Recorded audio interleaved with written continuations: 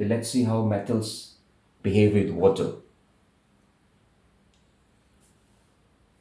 In general, when when metals come in close contact with water, or just put some metal in the water, we can in a container. What happens is they will form metal oxide and hydrogen gas, because water contains oxygen, right? So metal will react with with the oxygen in the water and form metal oxide. But this is a very it's the metal if the metal reacts very violently, because a lot of energy is produced, a lot of heat energy is produced. Those reactions are called exothermic reaction. So what happened is then the hydrogen gas also gets burned because of that heat. So the reaction becomes more violent. Now the metal oxide that is formed further reacts with the water that is still present there to form metal hydroxide. So the final product is not only metal oxide but metal hydroxide and water.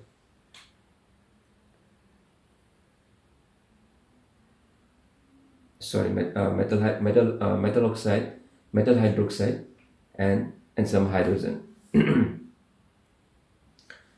Let's see it through a balanced chemical equation. Suppose metal potassium, it reacts with water.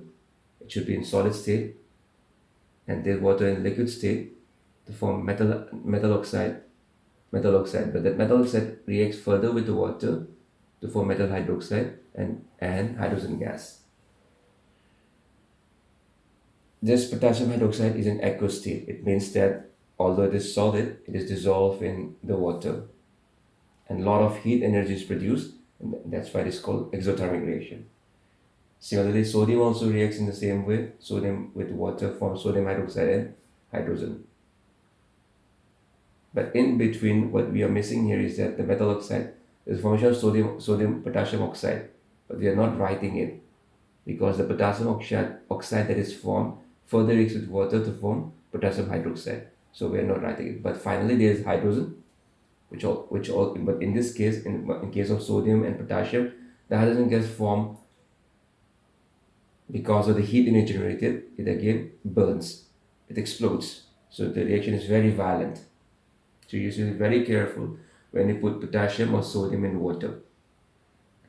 What about calcium? The behavior slightly changes. Calcium also reacts with water. Its elements liquid and forms calcium hydroxide and hydrogen. Just like potassium is formed, here calcium hydroxide is formed. But in the formula, see, potassium has a valency of 1. So you write 1 over here, and hydroxide has a valency of 1. So we do not need to write 1 of hydroxide and 1 of potassium.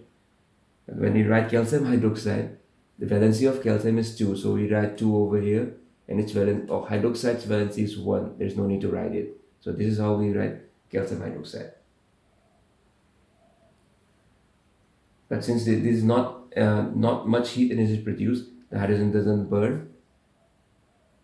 The hydrogen doesn't burn out, and what they do is they cover the calcium that is present in the water through hydrogen bubbles come out, and it covers the calcium, and so the calcium doesn't react further with water, and it comes up floating. Bubbles are formed because of hydrogen, and those bubbles cover the remaining calcium, and the calcium floats over the container where you're keeping water and the calcium, right? Where you initially kept water and calcium.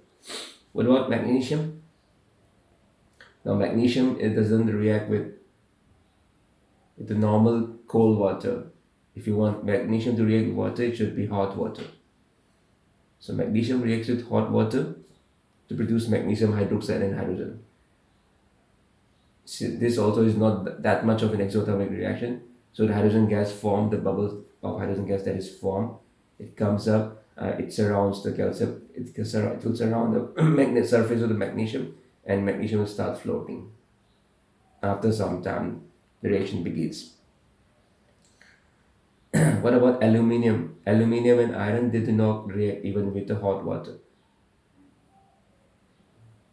They react with it, they react with the steam. Not even water, they will react with steam. So that's why we have put G over here. So aluminium reacts with water to form aluminum oxide. This aluminum oxide, they do not react further with the water. Instead, therefore, they just the first equation, only this much holds with for aluminium. The metal aluminium reacts with water to form aluminum oxide and hydrogen, and this reaction is not violent. We are using steam for it. But since the what about the formula? How we are writing? The valency of aluminum is 3 and oxide is 2. So 2 over here, 3 over there, Al2O3. The reaction is not balanced. You need to put 2 over here. What about iron? Similarly, iron solid state, they react with water in steam form and form iron oxide and hydrogen. But one thing is common with the metals when either they are reacting on their own or we are using hot water or steam, they're forming either hydroxides. If they're very violent, they're forming hydroxide. If the metals are very reactive, they're forming hydroxide. If the metals are not that much reactive, they're forming oxide. But hydrogen gas is always formed. Whether they react with the cold water or hot water or steam, hydrogen gas is formed. And depending on their reactiveness, the reaction becomes exothermic. Then hydrogen is completely burned out.